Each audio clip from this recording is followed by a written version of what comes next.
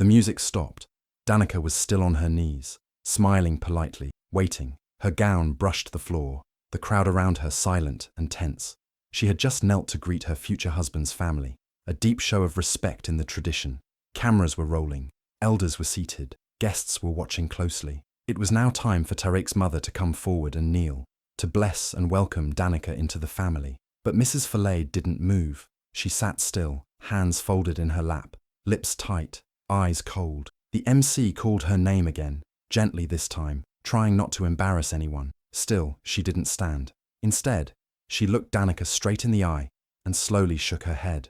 The hall went quiet. You could hear someone cough at the back. Danica's hands trembled. She turned slightly, looking at Tariq for help. He was standing behind her, dressed in matching blue agbada, staring at his mother, but doing nothing, not a word. Danica stood up slowly, trying not to show the sting in her chest. She smiled again, this time weaker. She looked toward her mother, Ruth, seated across the room. Ruth's eyes were sharp, furious. Mrs. Folklore finally spoke. Her voice was clear and sharp. "She is not one of us. I cannot kneel for her. Let no one force me." The words dropped like stones in water. Murmurs started. Phones were already capturing the moment. An elder from Tariq's side cleared his throat. "This is not how we settle matters, madam. Not today." But the damage was done. Danica's joy had turned to public shame in seconds. She held back tears as someone led her to the corner to fix her makeup. Behind the curtain, she could still hear the whispers. "Did you see that? This marriage is cursed already. Something is wrong between the families." Danica sat in silence. Her heart was beating fast. She wanted to scream, to run, to wake up from the nightmare, but she didn't. She wiped her eyes and stood again. The ceremony wasn't over, and neither was this story. Danica was the kind of woman people looked up to. She was calm, kind, and smart. At 29, she had built a life she was proud of. She worked as a nurse in a private hospital and lived with her younger sister, Casey, in a 2-bedroom apartment in the city. Their mother, Ruth, lived not too far away and visited often. Danica had always been the responsible one in the family. Their father left when they were still in school, and Danica had stepped up to help her mother raise Casey. She sacrificed her own dreams, worked part-time while studying, and never complained. She was used to carrying pain quietly. People said she was too soft, but Danica believed in love, in peace, in family. When she met Tariq at a wedding 2 years ago, it felt like a dream. He was handsome, well-spoken, had a good job in tech, and seemed to understand her gentle nature. He listened. He made her laugh. He was patient, and unlike other men she had dated, he didn't try to control her. They dated for a year, and everything felt right. He introduced her to his friends, who loved her. He even took her to his family. And though his mother didn't say much, Danica thought maybe she was just shy. Tariq told her not to worry. He said his mum could be difficult, but she would come around. Danica believed him. She had no idea that behind her back, Mrs. Folklore was already planning to stop the wedding.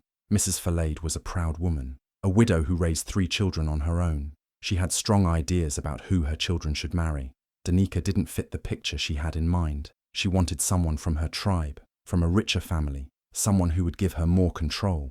But Tariq had made up his mind. He told his mother that he loved Danica, and nothing would change that. He thought that by pushing forward, his mother would accept the marriage with time. Danica, meanwhile, threw herself into wedding plans. She didn't see the signs, the cancelled meetings, the cold replies, the delay in buying her wedding gifts. Every time she asked, Tariq told her to relax, that everything would be fine. Casey noticed. "She doesn't like you, Danny. She doesn't hide it. She just needs time," Danica replied. "She's old school. This is not easy for her."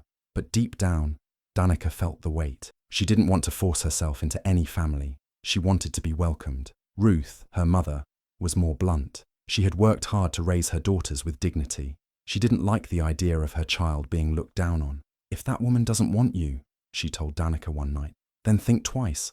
Marriage is more than love. It's family. It's respect." But by then, the wedding was set.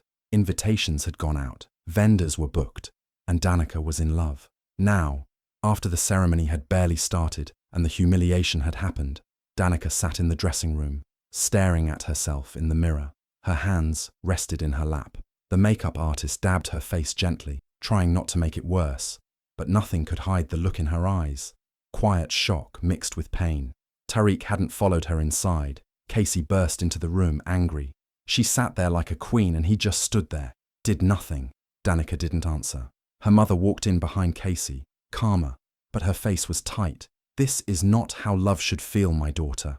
Danica looked at them both and felt her world shake. Everything she built, the love, the hope, the dream of finally being part of a real family, now felt like it was made of glass. But the guests were still outside. The event wasn't over. People were waiting. Danica stood up and took a deep breath. She still had a choice, but the weight of that choice was heavy, and the price of ignoring it could change her life forever. Danica returned to the stage. Her smile was faint, but her shoulders were straight. She walked slowly, step by step, and the whispers in the crowd faded as they saw her come back. The makeup had covered the tears, but not the pain. Tariq was standing there, looking unsure. When she reached him, he tried to hold her hand, but she gently pulled it back. She wasn't angry, yet she was confused, lost, hurt. The ceremony continued. The pastor prayed. The guests clapped, but the energy was off. Everyone had seen what happened. Danica kept looking at Tariq's face, searching for answers, but he avoided her eyes. After the ceremony, the couple was led to the family room inside the hall. Only close family members were allowed inside. Danica sat on a small couch, her hands on her lap. Ruth sat next to her, quiet but protective. Mrs. Fallard sat across from them, calm like nothing had happened. Then she spoke. "You should thank me for not causing a bigger scene." Danica looked at her, confused. "What do you mean?" "I told Tariq this wedding would never happen," she said. "I told him you are not the woman for him. You come from a broken home. You have no real name. I cannot kneel for someone like that." Ruth stood up. "How dare you?" But Danica held her mother's hand and said nothing. She just looked at Tariq. "Is this true?" she asked him quietly. He looked like a boy who had been caught. His voice was low. She said some things, but I didn't think—" "You didn't think to tell me," Danica interrupted. "I thought she would change. I didn't want to stress you. I thought she would behave. So you kept this from me?" Danica's voice cracked. "All this time?" Tariq didn't answer. Mrs. Fallard kept going. "I begged him. I told him to wait, but he refused. He let love blind him. And now, look, see the shame? This is just the beginning." Danica stood. "You plan to embarrass me today." "I plan to stop a mistake," Mrs. Fallard said, her voice rising. "My son deserves a wife with class, with roots, not a girl whose father ran off and whose mother raised her on pity." Ruth stepped forward, but Danica stopped her again. She looked at Tariq. "You knew she felt this way, and you still let me walk into this room, into this marriage, blind." "I thought I could fix it," he said weakly. "I was trying to protect you." Danica laughed bitterly. "You don't protect someone by lying to them. You don't let them get humiliated in front of everyone. You don't stand silent when they're disrespected." The room was silent. Then Ruth said quietly, "We are leaving." Danica turned to her mother. "Wait, Number, I need to hear everything." She turned back to Mrs. Fallard. "Why do you really hate me? Tell the truth. Don't hide behind class or tribe. Say what you mean." Mrs. Fallard's face changed. She looked down, then back up. "You remind me of someone," she said slowly. "A woman who stole my husband from me. Kind, gentle, beautiful, but a snake. She broke my home." Danica blinked. "What?" "She was a nurse too," Mrs. Fallard said, with a bitter smile. "She came to take care of him when he was sick. They had an affair. I forgave him, but I never forgot her face. You look just like her. The way you speak, the way you smile. It's like she came back to punish me." Danica stood still. Her heart was pounding. "So, this has nothing to do with me, but everything to do with your past?" Mrs. Fallard didn't answer. Tariq looked shocked. "Mum, you never told me that." Mrs. Fallard laughed, dry and low. "Would it have mattered? You were never going to listen to me." Danica felt like the room was spinning. She looked at Tariq one more time. "You should have told me," she said. "Not just about her words, but about who you are. You don't stand for me. You don't protect me. You just let things happen, hoping they'll fix themselves." Tariq tried to speak. "Danny, please." "No," she said, her voice steady. "I walked into this thinking I was joining a family, but your family doesn't want me. And you're too scared to choose." She turned to Ruth and Casey. "We're done here." She started walking out of the room. Guests were still outside, waiting for the reception to start, but Danica didn't care. Her gown dragged behind her. Her eyes were clear now, not broken, just done. As they stepped outside, people looked up in surprise. The bride was leaving. No smiles, no dancing, no husband beside her. Someone whispered, "What happened?" Another said, "She walked out." Yes, she did. And the story was just beginning. Danica stayed in her mother's house after walking out of the wedding. She didn't cry much. She just sat quietly most of the time, looking out the window, thinking. The pain was deep, but she didn't let it show. Ruth and Casey were worried, but Danica kept saying, "I'm fine," but she wasn't fine. Her phone kept ringing. Calls, messages, mostly from Tariq. At first, she ignored them. Then, after 3 days, she picked up. "Danica, please, can we talk?" Tariq's voice was soft, almost like a child's. Danica didn't answer right away. Then she said, "What do you want to say?" "I'm sorry. About everything. My mum. The wedding. How I stood there like a fool. I don't know what came over me.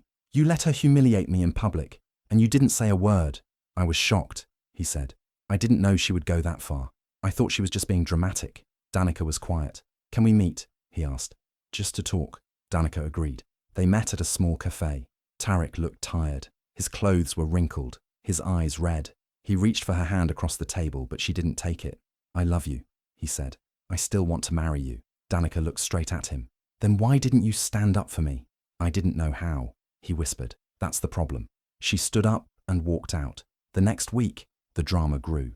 Danica heard from a friend that Mrs. Folklore had been going around, telling people that Danica had disrespected the family, that she had stormed out for no reason, that she was rude and full of pride. Ruth heard the same story from people at church.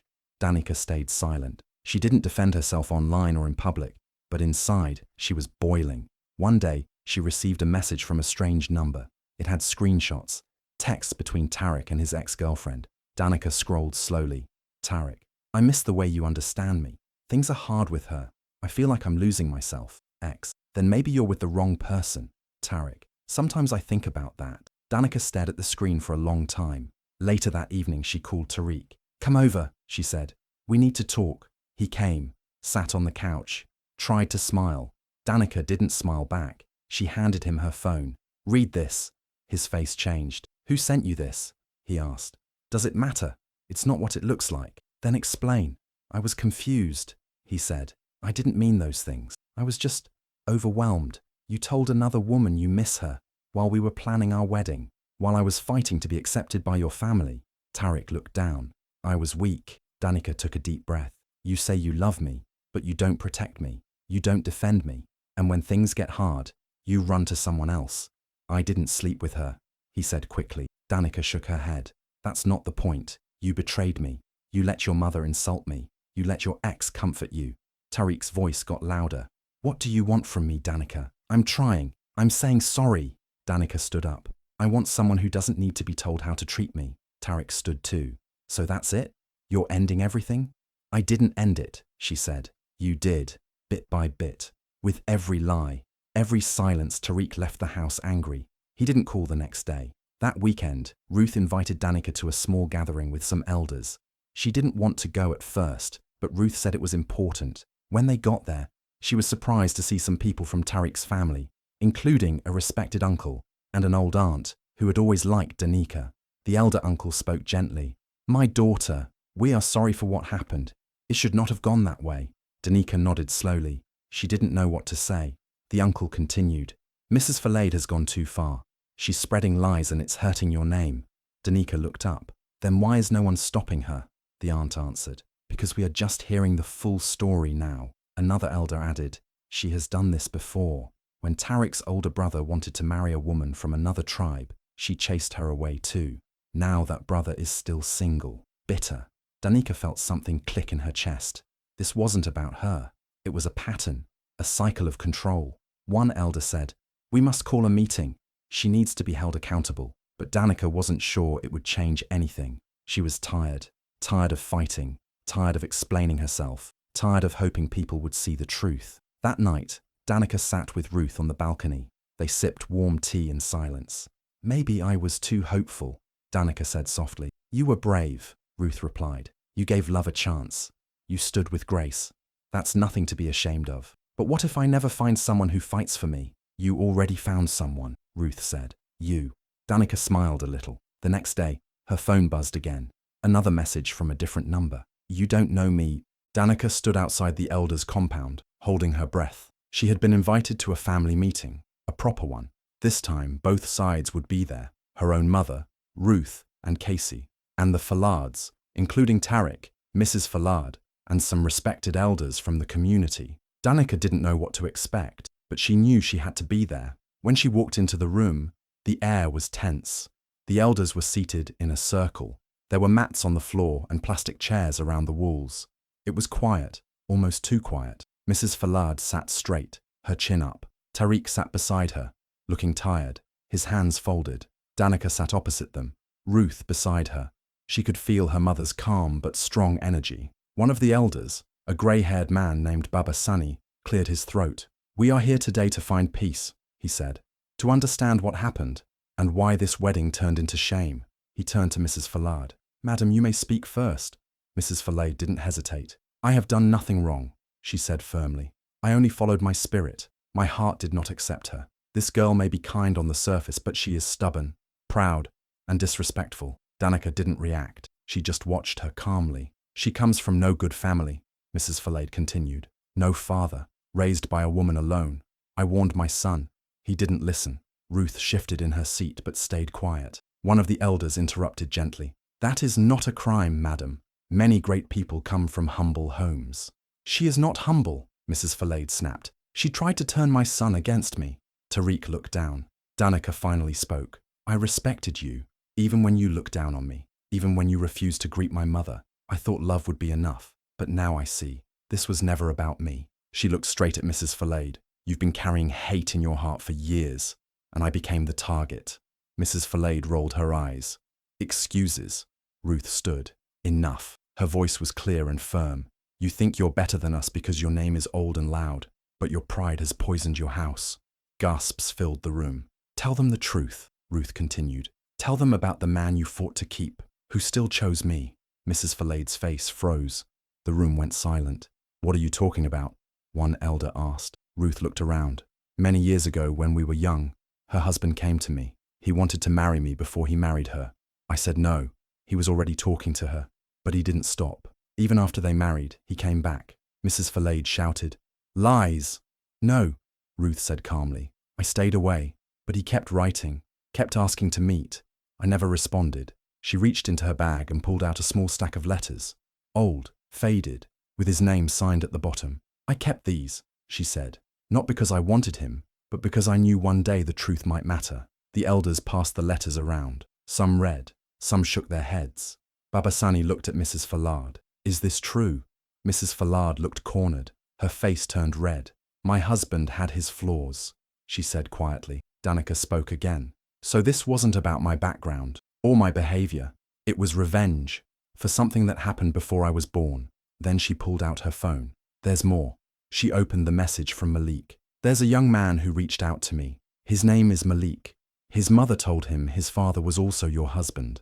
More gasps. "He has proof, birth records, DNA test. He looks like Tariq. Same eyes, same smile." She showed a photo on her phone. Everyone stared. Ruth stepped forward. "You knew about him, didn't you?" Mrs. Fallard stood. "I did. And I told his mother to stay away. I already had enough shame to deal with." Baba Sani shook his head. "So you let that boy grow up without a father, and now you're blaming Danica for your pain?" Mrs. Fallard didn't answer. Another elder stood. "This is not a matter of class or tradition. This is bitterness, and it must stop." He turned to Danica. "You, my daughter, have carried yourself with honor. Even when insulted, you did not fight dirty. You showed more strength than many here." Then he turned to Tariq. "And you had the chance to protect her, but you were silent, weak. Love is not just about weddings and photos. It is about standing up when it matters." Tariq looked like he wanted to disappear. He said nothing. One final elder, an old woman with white hair, stood slowly. "We will write a letter," she said, "to clear your name, Danica, to tell the truth, and to warn others. No mother should use her pain to destroy the next woman's joy." Danica nodded. Her voice was steady now. "I'm not here to beg for your love. I don't need it. I just want peace. I want to be free." She turned to Tariq. "And you, I wish you well, but I cannot marry a man who doesn't know how to fight beside me." Then she turned. Danica moved back into her small apartment after everything. It was quiet, peaceful. She liked it that way.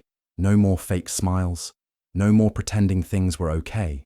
Just her thoughts, and the soft hum of the city at night. She took a long break from social media, deleted the wedding pictures, blocked a few numbers. She needed time, not to forget, but to breathe. One morning, she sat on her balcony, sipping tea when Casey joined her. "You okay?" Casey asked. Danica nodded. "I think I am. For the first time in weeks, I woke up without feeling heavy." Casey smiled. "You were brave. Not everyone would have walked away." "I didn't feel brave," Danica said.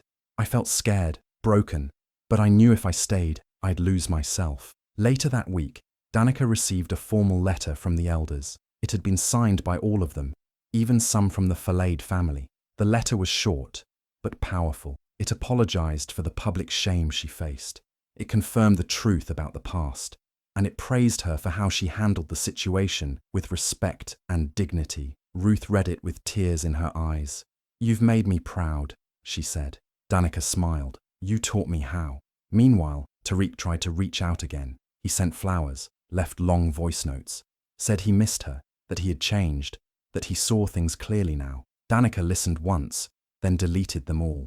She didn't need his words anymore. Instead, she focused on herself. She started going to therapy, talking about her father's absence, her need to be accepted, how that shaped her choices in love. She cried during the first session, then felt lighter with every visit. She also went back to something she had forgotten, her dream. Before the wedding madness, Danica wanted to start a small reading program for kids in low-income areas. She loved teaching children. Books had saved her as a child, and she wanted to give that gift to others. With help from Ruth and Casey, she found a small space, painted the walls, and called it Open Pages. She started with 5 children, then 10. Soon, local parents began calling. Donations came in. Volunteers offered to help. One day, after a long reading session with the kids, Danica sat alone and smiled. It wasn't the life she had imagined when she said yes to Tariq. It was better. One evening, as she closed the library, she saw someone waiting outside. It was Malik, the young man who had messaged her, her half-brother. He walked up slowly, unsure. "Hi," he said.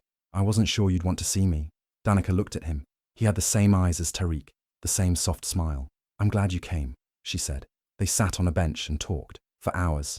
He told her about growing up without a father, the lies his mother was told, the silence, the shame, and how it all changed when he finally found out the truth. Danica listened, heart aching. "You didn't deserve that," she said. "Neither did you," he replied. Before they left, Malik handed her a small note. "It's from my mum," he said. "She wanted you to have it." Danica opened it later that night. "I never hated you. I just feared you. You reminded me of what I lost. I'm sorry for everything. I hope you keep shining. Mrs. Folade." Danica folded the paper and put it away. She didn't know if it was peace, but it was something close. Weeks passed. Life found a new rhythm.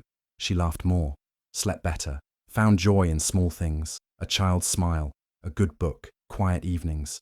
One afternoon, Ruth visited the library and watched Danica read to a group of kids.